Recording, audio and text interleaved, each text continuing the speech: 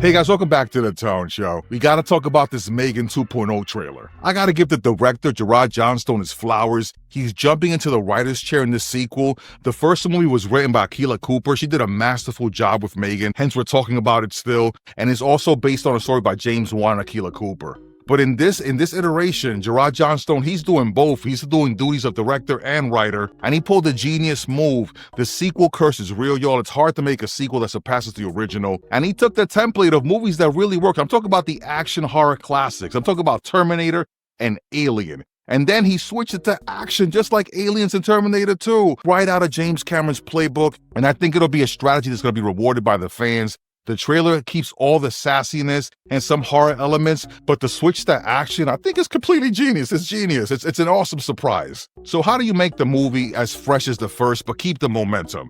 And here's another trope that the director pulled on from, I think, from Terminator. He took the villain of the first movie, like in Terminator, and brought him back as an anti-hero. It's awesome. It's genius. It brings back a character that you're already beloved and well-known, which is M3GAN, but now you can actually root for her as a hero. So kudos for that. And another trope that he pulled on is bringing back the character with more upgrades like Iron Man. So she's bigger and badder than the first movie, but M3GAN asked to be taller, which is quite genius as well because it addresses an in-universe problem, which is how do you keep the character fresh? But it also addresses an out-of-world solution, which is the actress Jenna Davis. She's actually taller now because she's obviously older than when she played it in M3GAN in the first movie. So the fact that she's taller and M3GAN's taller, it solves two problems with one stone, so kudos for that one as well. And let's talk about Britney Spears' Oops, I Did It Again. Quite genius as well, because in the song she talks about she's not as innocent as she was before. And M3GAN is not innocent at all. We know she's actually a horror monster from the first one. So the sass of M3GAN is completely intact.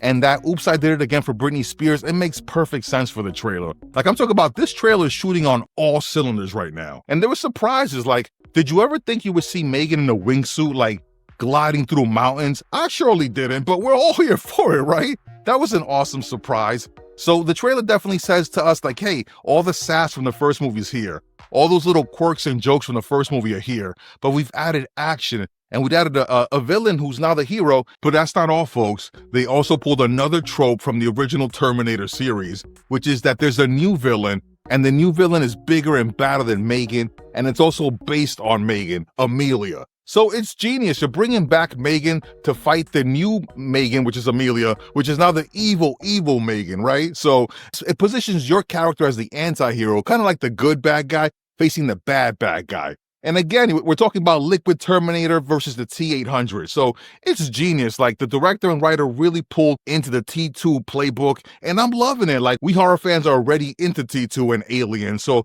I thought it was genius to reach into this bag and pull it out. So I'm definitely satisfied with the trailer. Forget satisfied. I'm definitely hyped that this movie's coming out. I'm looking forward to seeing M3GAN 2.0. So what do you guys think? Do you think the trailer was a home run? Put it in the comments.